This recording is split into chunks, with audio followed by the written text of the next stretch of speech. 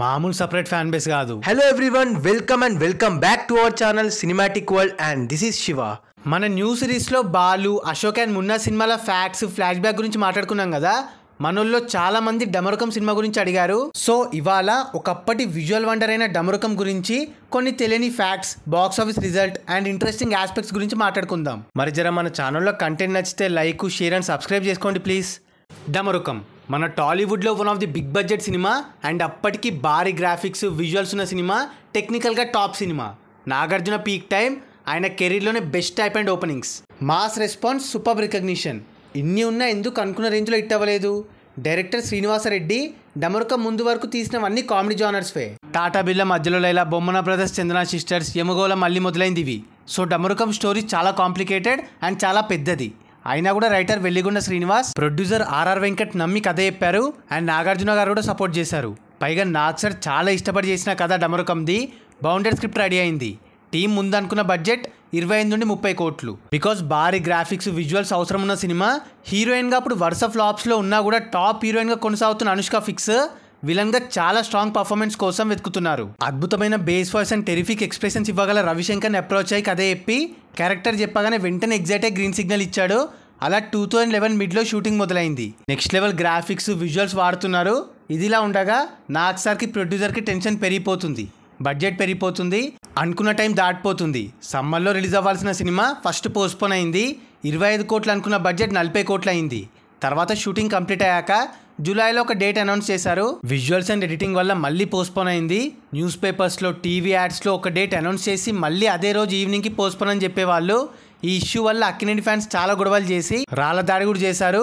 చాలా ప్రెషర్, టెన్షన్తో ఫైనల్గా నవంబర్ 23న రిలీజ్ పక్కాని ఫైనల్ చేశారు.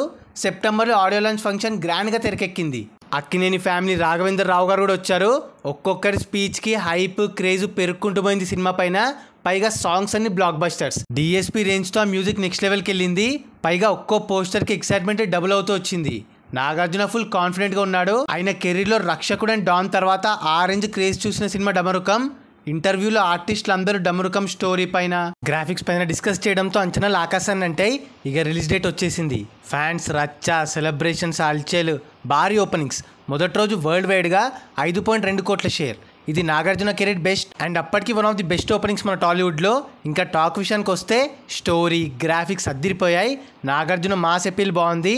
Kanyakumari, Nesthama, Shivashankara songs, Andhakasura entry, Nandi scene, Prakash Raj performance, climax ఇవి major highlights. Blockbuster confirm. Mostly ఇదే response.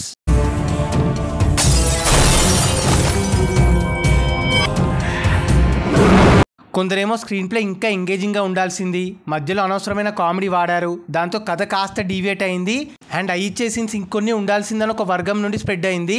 So first day above average టాక్తో రన్ అయింది, అలానే కంటిన్యూ అయింది. అయినా అప్పటికి ఆ విజువల్ వండర్కి ప్యాజబుల్గా ఉండడం వల్ల, పైగా ఆ రేంజ్ గ్రాఫిక్స్ చూసి చాలా ఏళ్ళు అవ్వడం వల్ల థియేటర్లోనే హౌస్ఫుల్ బోర్డ్స్ పడ్డాయి. మొదటి వారం 15.24 కోట్ల షేర్తో సూపర్గా రన్ అయింది. బ్రేక్ ఈవెన్ టార్గెట్ 30 కోట్లుండే, అంటే ఇంకా సగం కలెక్ట్ చేయాలి అప్పటి నుండి. పైగా చెప్పిన ఆస్పెక్ట్స్ వల్ల చాలాసార్లు పోస్ట్పోన్ అవ్వడం వల్ల అండ్ నవంబర్ లాంటి అన్సీజన్ మంత్ వల్ల ఫస్ట్ వీక్ అయ్యాక కలెక్షన్స్ తగ్గుతూ వచ్చాయి. ఉన్న హైప్కి పూర్తిగా అంచనాలను అందుకోలేకపోయింది. 2 to 3 ఫ్లాస్ వల్ల అండ్ మల్టిపుల్ డిలేస్ వల్ల బ్లాక్ బస్టర్ అవ్వాల్సిన సినిమా 27.8 కోట్ల షేర్ మాత్రమే కలెక్ట్ చేసి సెమీ హిట్ అయింది. అయినా అది నాగార్జున కెరీర్లో highest collected movie. Damarukam release అయిన కొన్నేళ్లకి టీవీలో చూసి ఆ సాంగ్స్, బ్యాక్గ్రౌండ్ మ్యూజిక్ మళ్ళీ ట్రెండ్ అయ్యాక ఈ జనరేషన్ ఆడియన్స్ చూసి కల్ట్ మూవీని చేశారు. One of the best devotional movies కేటగిరీలోకి వెళ్ళింది.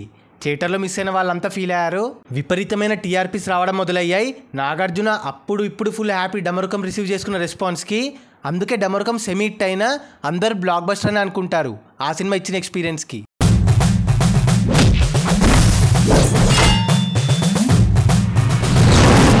ఇప్పటికీ చాలా మందికి తెలీదు డమరుకం కంప్లీట్గా హిట్ అవ్వలేదని. అండ్ డమరుకం రేర్ రికార్డ్ ఏంటంటే నవంబర్లో రిలీజ్ అయిన అన్నిటి మూవీస్లో అదే హైయెస్ట్ కలెక్టెడ్ మూవీ. దాదాపు 45 కోట్ల గ్రాస్ అండ్ 28 కోట్ల వరకు షేర్ కొట్టింది.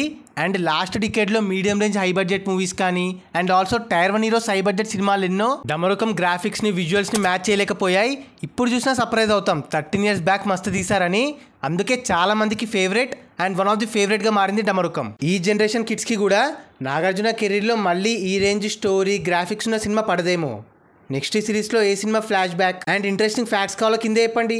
సో అది guys matter Damarukam movie facts flashback and interesting aspects.